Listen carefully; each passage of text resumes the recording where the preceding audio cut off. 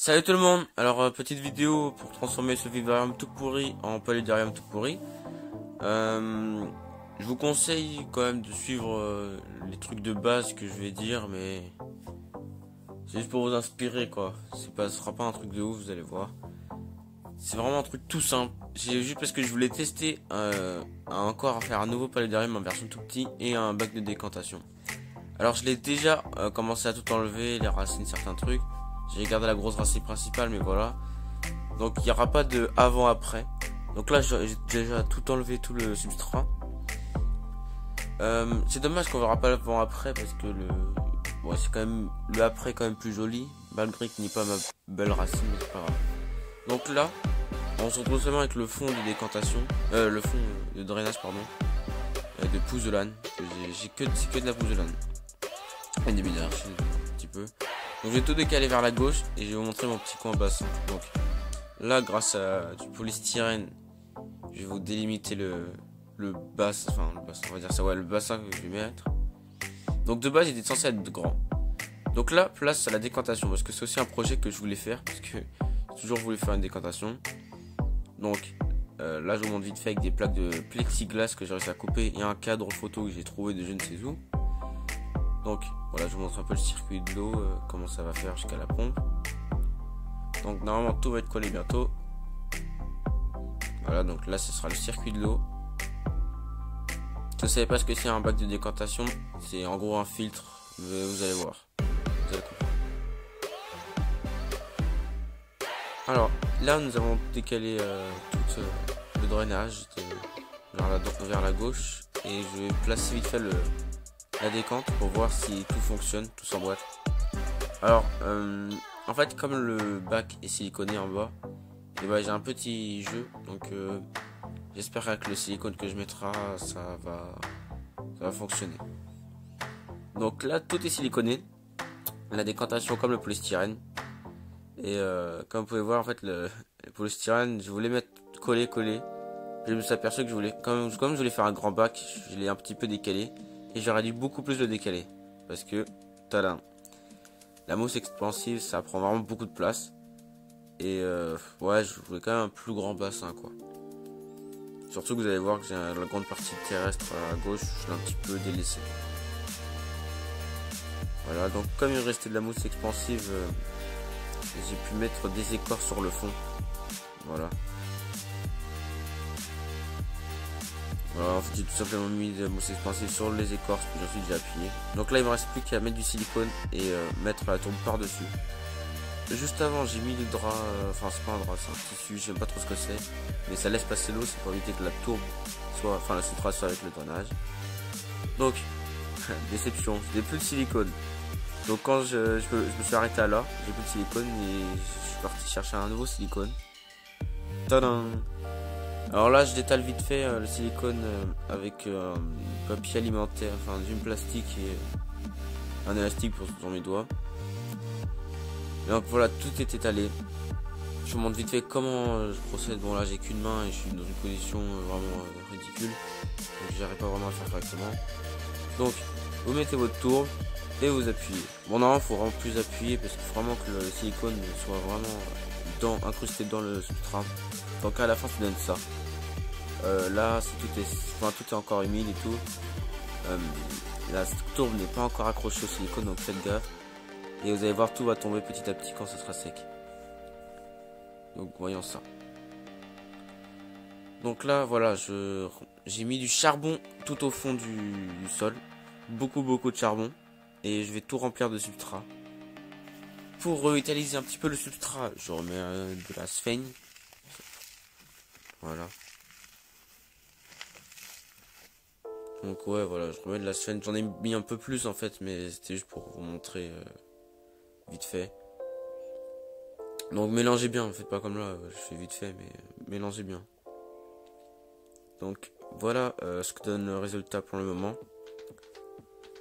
Donc voici ma partie terrestre. Alors vous voyez pas, mais en fait ça fait avec les traces de gras dégueulasses, mais en fait ça forme un V, alors comme un canyon vite fait, qui monte jusqu'en haut. Alors voici les écorces en haut, enfin les écorces plaquées contre le fond avec la tourbe aussi. Voilà. Donc ouais, mon substrat est composé de tourbe, enfin de tourbe de coco, sphène, charbon, un petit peu d'écorce, un petit peu de terre de jardin et de sable. Voilà, alors place à la plantation maintenant. Alors là, comme je suis stupide, vous voyez pas, mais en fait, j'essaie de vous montrer des trucs, mais c'est hors programme, hors champ, pardon.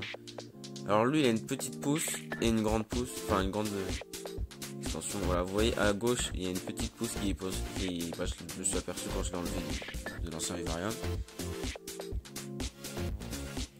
Alors c'est une Neocaridina, non, n'importe quoi. Neoregelia Hawaii normalement. Là c'est Cryptanthus Pivitatus normalement. Donc elle est passée de toutes les couleurs. Quand je l'ai reçue, elle était toute rouge, flamboyante. Après, elle est devenue toute verte. Puis elle est redevenue toute rouge. Puis elle est devenue moyenne. Après, toute verte. Et là, elle est redevenue moyenne. Enfin, quand je dis moyenne, c'est moitié rouge, moitié vert. Donc là, il y a ma magnifique Neoregelia Atlantis. Alors, toutes ces plantes, je les ai reçues de Bourbon Nature.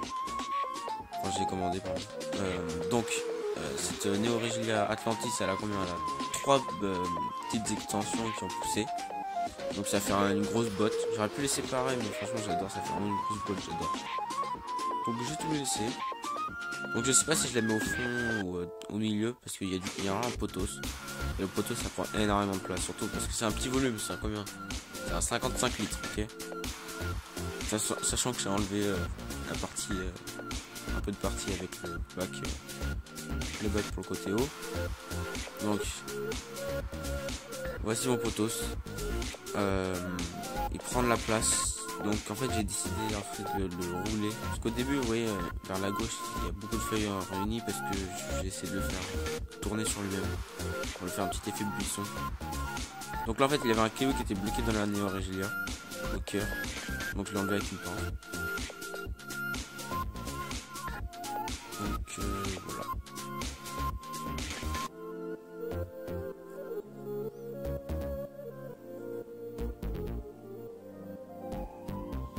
Alors l'avantage des Neoregelia, c'est que vu que sa petite pousse est toujours collée, on n'est pas obligé de la planter à terre. De toute façon même c'est des plantes épiphytes, donc en soi il n'y avait pas besoin de planter les racines dans du substrat.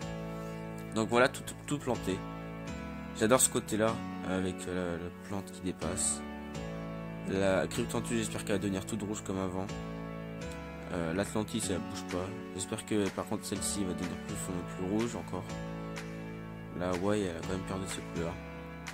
Et le potos qui va pousser plus en buisson parce que elle a vraiment des larges feuilles. Ça prend de la place. Donc je vais essayer de le couper récemment, enfin quotidiennement. Alors on verra. Alors il manque très clairement des plantes, des mini plantes genre mini orchidées. Alors faut savoir que là c'est pas son endroit de base. Non, il sera pas comme ça, donc voilà, j'ai galère un peu. Là je mets mon grillage que j'ai commandé sur Amazon, j'expliquerai plus tard. J'en doute dans la prochaine vidéo vu qu'elle sera rapide. Et je remets mon luminaire vite fait. Hop. Enfin, voilà, alors la lampe c'est celle qui était fournie dans l'aquarium de base. Voilà, j'ai détaché. Bon là elle n'est pas mise correctement parce que voilà. Mais bon. Donc voilà ce que ça donne. J'ai rajouté un peu de feuilles qu'il y avait avant, mais il me manque. Voilà d'ailleurs là je remets une petite brindille, une petite feuille que je mets correctement. Je vais vous montrer, même si en fait vous allez pratiquement rien voir parce que je suis stupide et donc je vais pas réussir à vous montrer correctement, mais en fait il y a des feuilles. Donc petite embrumisation. Vu que j'ai remis la terre et tout, elle était pas beaucoup humide la terre, donc il faut bien rehumidifier. Bon là je monte pas parce que donc la fin, mais vous humidifiez bien la terre, puis ensuite vous faites petite brumisation pour le feuillage des plantes. Donc voilà. Hop. Donc là je vous montre rapidos. Vous voyez un petit peu sur le sol il y a des feuilles. Ça ne se voit pas parce que ouais, je prends pas le bon plan, mais en fait il y a des feuilles un peu partout. Ça fait vraiment un look naturel, mais prochaine vidéo je vous montrerai mieux.